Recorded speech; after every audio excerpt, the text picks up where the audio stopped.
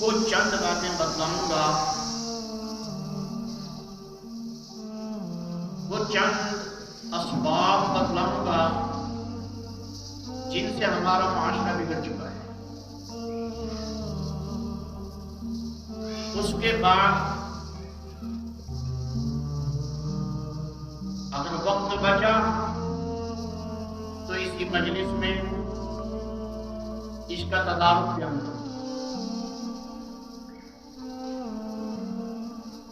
کہ ان اسباب کی وجہ سے جو برائی پھیلی ہے، تباہی ہو رہی ہے، اب اس کا ازالہ کیسے ہے، کیسے ممکن ہے کہ ہم ماحول میں کنٹرول کر سکیں اور معاشرے کی بگڑتی ہوئی صورتحال سے انسانیت کو نکال سکیں۔ کیونکہ جب بھی کوئی بگاڑ آتا ہے اس کے پیچھے کوئی نہ کوئی سبب ہوتا ہے۔ جس سبب کی بنیاد پر بگاڑ پیدا ہوتا ہے، خرابی پیدا ہوتی ہے، جیسے بزرگوں نے فرمایا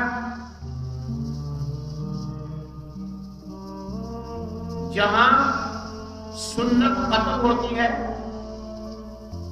وہاں بدعت کھڑی ہو جاتی ہے۔ یہ طے شدہ بات ہے۔ جو بدعات پھیلی ہیں یہ اصل میں سنتوں کو شہید کیا، بدعتوں کو رائج کیا۔ یہ اس کا محرک بن گیا، یہ اس کا سبب بن گیا۔ اگر سنت کو رائج کیا جائے، نبی اکرم صلی اللہ علیہ وسلم کے مبارک طریقہ کو زندہ کیا جائے تو بدعت کا گلا خود کٹ جائے گا۔ اسی طرح سے معاشرہ کا جو بگاڑ ہے، معاشرے کی جو تباہی ہے، اس کے چند اسباب ذہن میں ہیں۔ پہلے میں آپ کو وہ اسباب سنا دوں۔ مثلاً پہلا سبب ہے جب ہمارا بچہ تعلیم کے اس معیار پر آتا ہے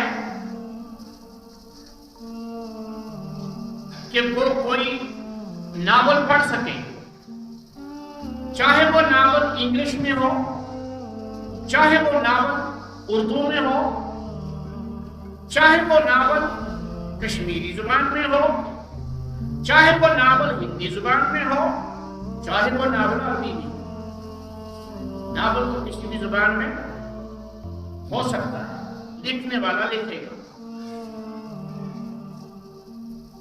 وہ پڑھتا ہے، اس میں افسانے اور کہانیاں ہوتی ہیں۔ وہ افسانے اور کہانیاں پڑھ کر پڑھنے والے کے دماغ کے اوپر اور پڑھنے والے کی سوچ کے اوپر گہرے اثرات ڈالتے ہیں۔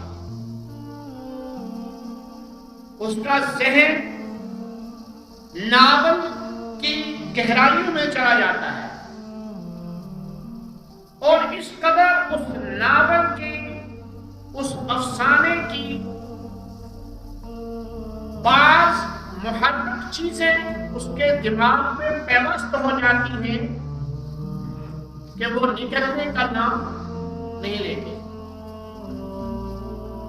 اور انسان کا ذہن، طالب علم کا ذہن، بچے کا ذہن یا بچی کا ذہن بجائے اس کے کہ اسلامیات کی طرف آئے، دینیات کی طرف آئے، اس کا ذہن اس ناول کے اصل محرک کی طرف جاتا ہے۔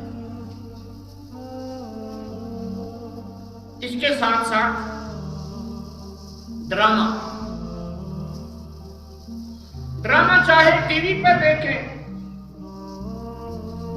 ڈرامہ چاہے انٹرنیٹ پر دیکھیں، ڈرامہ چاہے آپ اپنے موبائل پر دیکھیں، ڈرامہ چاہے آپ ریڈیو پر سنیں،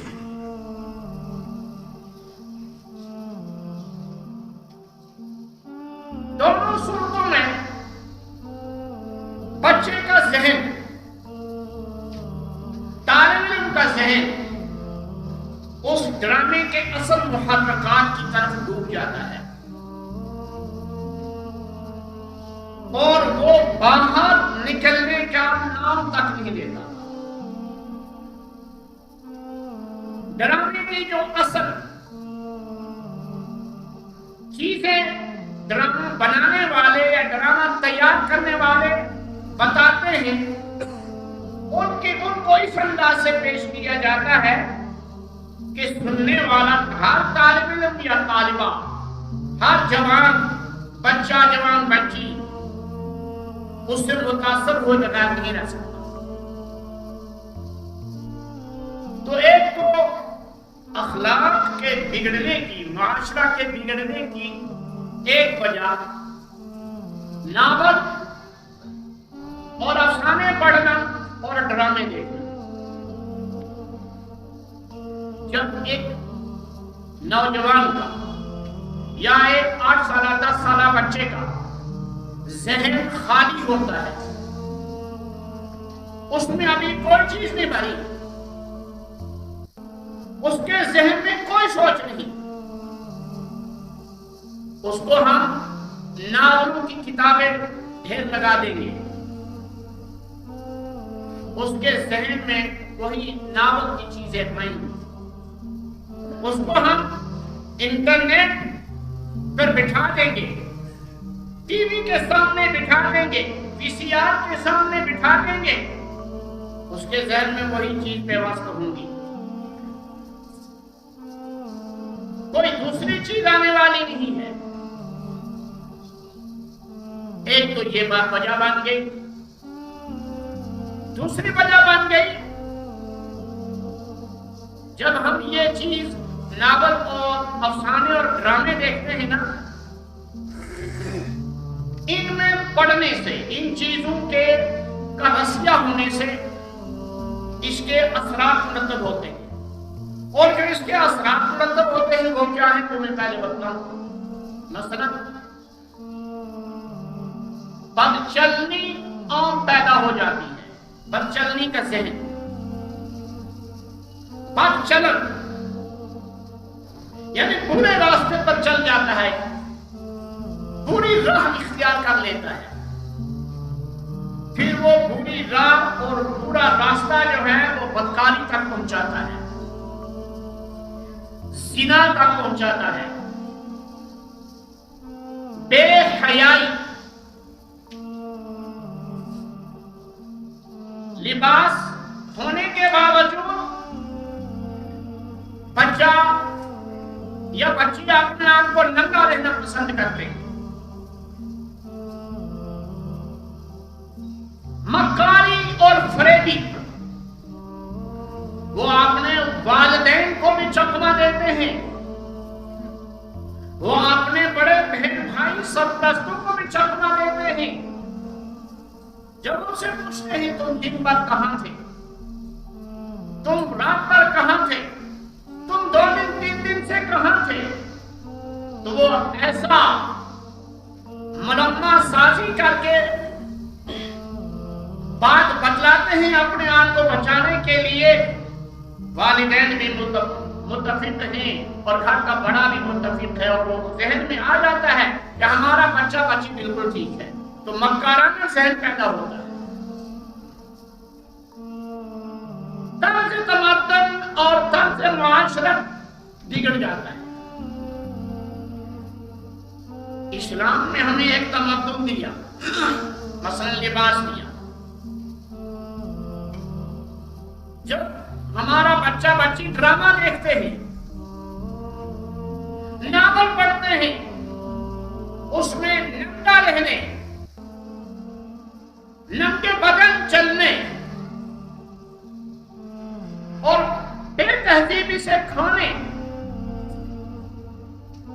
اور بد تہذیبی والی زندگی کی طرف رجحان ہوتا ہے، تو بچے کا ذہن، بچے کا رجحان اسی طرف جاتا ہے، جس کی وجہ سے تمدن بگڑ رہا ہے، معاشرت بھی بگڑ گئی. اسلام نے ایک بہترین لباس دیا تھا. جتنے بھی انبیاء کرام علیہ السلام آئے، سیدنا آدم علیہ السلام سے لے کر حضرت محمد رسول اللہ صلی اللہ علیہ وسلم کی ذات عالی تک ان میں کوئی ننگا نہیں تھا. سب نے اپنی قوم کو اپنی امت کو بہترین لباس دیا اور ہمارے نبی تاجدار انبیاء محمد رسول اللہ صلی اللہ علیہ وسلم نے تو مزید لباس کے اندر وسعت عطا فرمائی. فرمایا ایسا لباس پہنو جس سے جسم کے اعضاء چھپ جائیں. ایسا لباس پہنو جو ڈھیلا ڈھالا ہو. ایسا لباس پہنو جو ساتر جسم ہو. ایسا لباس پہنو جو سردی سے بچائے. ایسا لباس پہنو جو گرمی سے بچائے. ایسا لباس پہنو جو زیب و زینت والا ہو. ایسا لباس پہنو جسے دیکھ کر سامنے والا خوش ہو. لباس صاف ستھرا ہو, پاکیزہ ہو, حلال اور طیب کمائی کا. اس کی لمبی تفصیل ہے. تو ناول اور افسانے اور ڈرامے دیکھنے سے, ان کا مطالعہ کرنے سے نوجوان کا تمدن بھی بدل جاتا ہے اور نوجوان کی معاشرت بھی تبدیل ہو جاتی ہے. جب تمدن بدلتا ہے, معاشرت تبدیل ہوتی ہے, تو لازمی طور پر بچہ اپنے والدین سے مطالبات کرتا ہے. میرے لیے فلاں قسم کی پینٹ اور فلاں قسم کی شارٹ اور فلاں قسم کا کپڑا لاؤ. میرے بال اس قسم کے ہونے چاہیے. میرے ہاتھ میں ایک شاندار اعلیٰ قسم کا موبائل ہونا چاہیے. ایک بہترین اور اعلیٰ قسم کا لیپ ٹاپ ہونا چاہیے. میں آگے بیان کروں گا. لیپ ٹاپ سے مجھے دشمنی نہیں اور موبائل سے مجھے عداوت نہیں, لیکن میں اس کی حقیقت کو آگے بیان کروں گا. مطالبات ہو جاتے ہیں, میرے کمرے میں اس قسم کی فرنیشن ہونی چاہیے, اس قسم کا فرنیچر میرے پاس ہونا چاہیے, میرا بیڈ روم سجا سجایا ہونا چاہیے. پھر وہ اپنے گھر پر آتا ہے, اپنی ماں کا لباس دیکھتا ہے تو کہتا ہے یہ میری ماں ہی نہیں. اپنے باپ کو دیکھتا ہے تو کہتا ہے لباس کے اعتبار سے میرا باپ ہی نہیں, کیونکہ اس کا تمدن بدل چکا ہے, اس کی طرز معاشرت بدل چکی ہے. باپ مزدور ہے, بیٹا انگریز بن گیا. باپ ادنا قسم کا تلرک ہے, بیٹے کا مزاج آسمان پر ہے. تمدن کے اعتبار سے, تمدن سمجھتے ہیں نا, معاشرت سمجھتے ہیں نا, طرز تمدن اور طرز معاشرت کے اعتبار سے بہت اونچا. کیوں؟ ہم نے پہلے سے اس کو ڈھیل دی. یہ بڑا دلچسپ موضوع ہے, آپ سننا غور سے اور انشاءاللہ فائدہ ہوگا. پھر آگے اس بچے کے اندر یا اس بچی کے اندر غور و فکر کا جو مادہ ہوتا ہے, فہم و فراست کا جو مادہ ہوتا ہے, اس پر ناول کا اور ڈرامے کا پردہ پڑ جاتا ہے. وہ اسی ناول کے انداز سے باپ کو بھی دیکھتا ہے, ماں کو بھی دیکھتا ہے, بڑے بھائی کو بھی دیکھتا ہے, ہمسائے کو بھی دیکھتا ہے, اور اس کی آنکھوں پر حیا کا پردہ اٹھ جاتا ہے, بے حیائی کا پردہ آ جاتا ہے. عقل و شعور کا جو مادہ ہوتا ہے نا, عقل و شعور کا مادہ, عقل و شعور اللہ نے ایک عظیم نعمت انسان کو عطا کی ہے. وہ عقل و شعور انسان کے ذہن سے اتر جاتا ہے. دوسری چیز,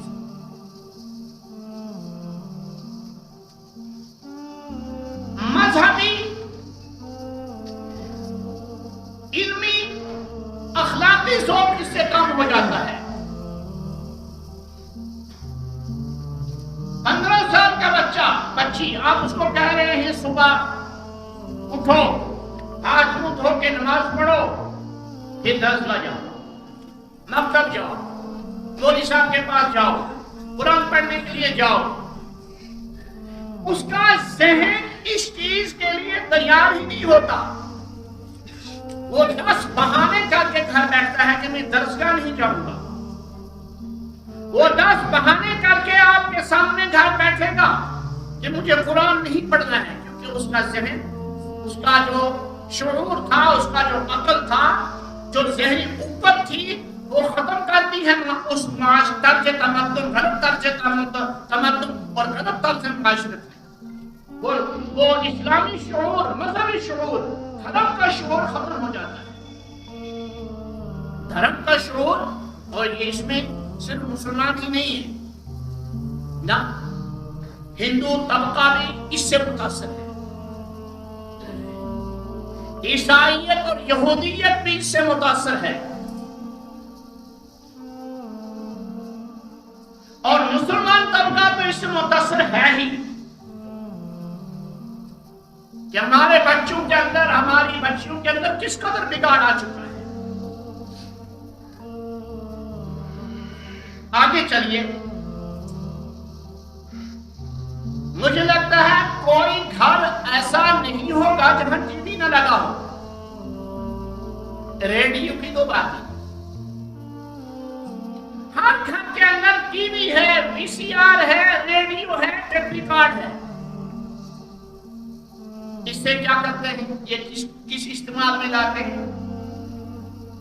شام کو کھولا، گھر کے صاحب تشریف لائے، کمرے میں بہو رانی بھی وہیں ہے، جوان بیٹی بھی وہیں ہے، اور اگر خود جوان ہے تو بیوی بھی جوان ہے، وہ بھی وہیں ہے، کوئی رشتے دار ہمسایہ بچی آئی ہے جوان، وہ بھی وہیں ہے، اپنا جوان ترین بیٹا وہ بھی وہیں ہے، اپنا داماد جوان وہ بھی وہیں ہے، اپنا پوتا نواسا جوان وہ بھی وہیں ہے.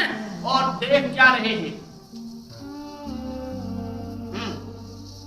وہ آپ خود طے کر لیں گے. آپ لوگ کیا دیکھتے ہیں؟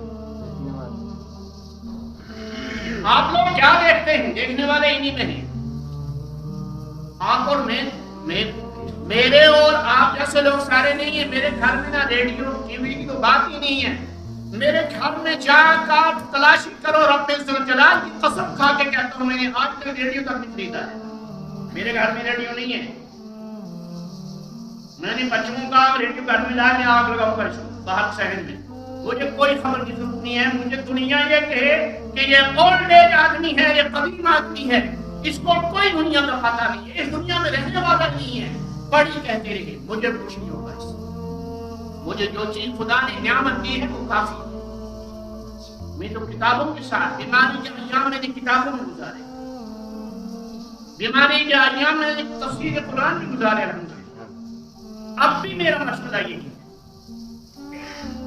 لیکن انہی میں بیٹھے ہوئے ہیں، بات نہیں مجھے کہنی تھی، انہی میں بیٹھے ہوئے ہیں ٹی وی دیکھنے والے، جو صبح بیٹھتے ہیں، شام کو اٹھتے ہیں، شام بیٹھتے ہیں، صبح اٹھتے ہیں. ان کو ٹی وی کے ڈرامے دیکھنے سے نیند بھی حرام ہے. پھر کیا ہوگا؟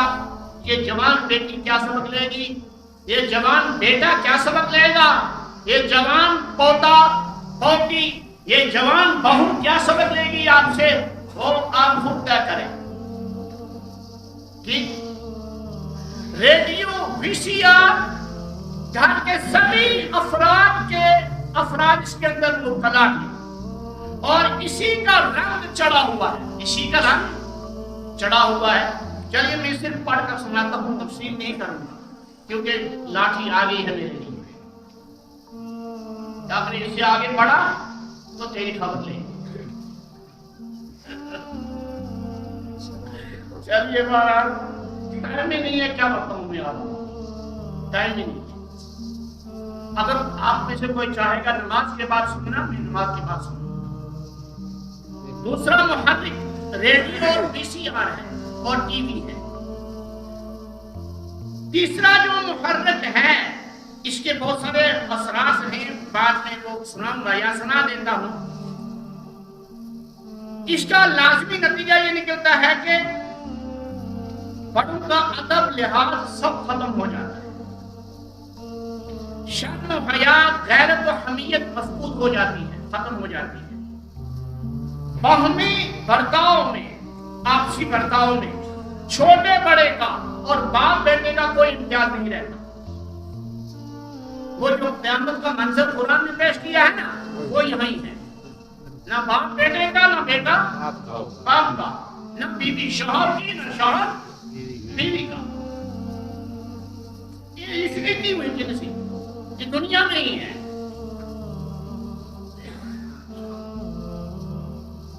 قرآن مجید کی تلاوت، ذکر الہی، درود و استغفار جو ہزار رحمتوں اور برکتوں کا باعث بنتے ہیں، طبیعت ان چیزوں سے ہٹ کر بیہودہ مشاغل کی عادی ہو جاتی ہے۔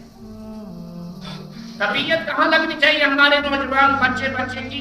قرآن کی تلاوت میں، ذکر میں، درود میں، استغفار میں۔ لیکن لگتی کہاں ہے؟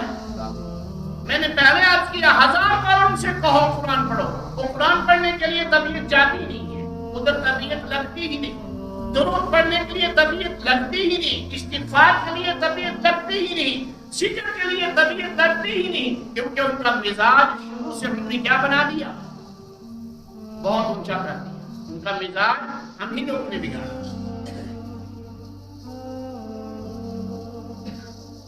جو وقت مذہبی معلومات، علمی تحقیقات یا عقلی نظریات میں گزرنا چاہیے، وہ ان فضولیات میں گزر رہا ہے۔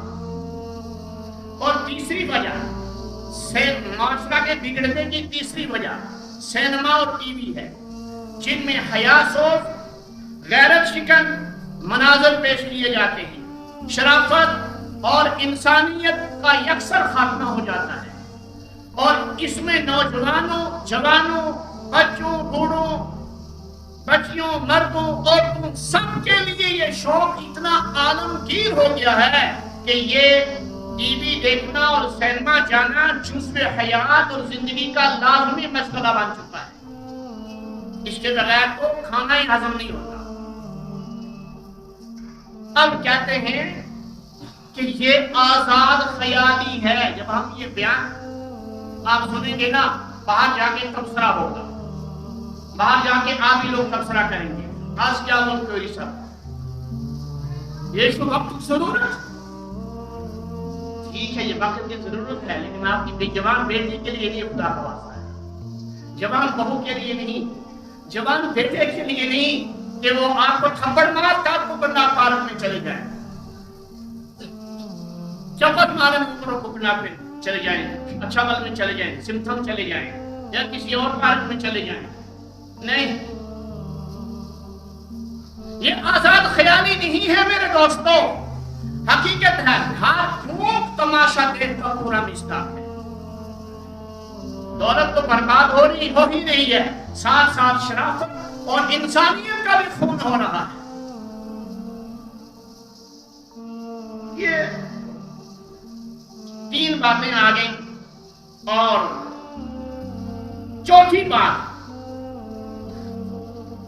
موبائل ہے، خاص کر کے یہ جیو موبائل، اس نے معاشرے کو تباہ اور برباد کر کے رکھ دیا ہے، اور یہ ہم خوشی سے نوجوان بچوں کے ہاتھ میں دے دیتے ہیں۔ ہمیں کوئی نہیں خیال کرتا کہ ان کا استعمال کیسے کرنا ہے اور یہ اس کو استعمال کیسے کریں۔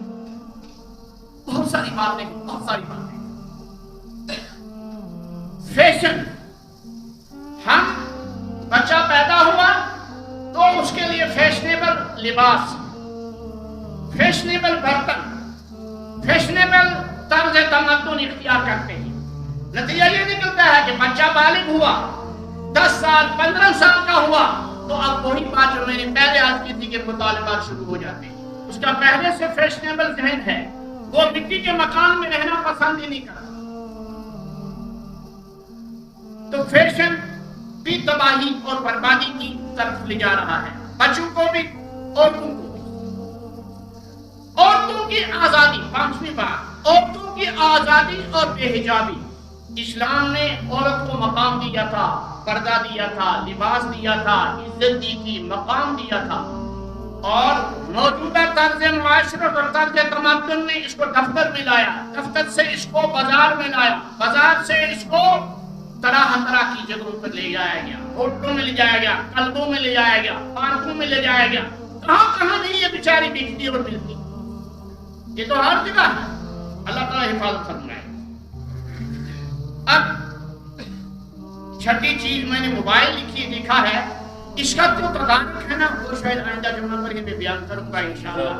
تدارک ان چیزوں کا کیسے ہوگا انشاءاللہ زندہ رہے، کیونکہ وقت بہت کم ہے۔ آخر دعوانا الحمدللہ۔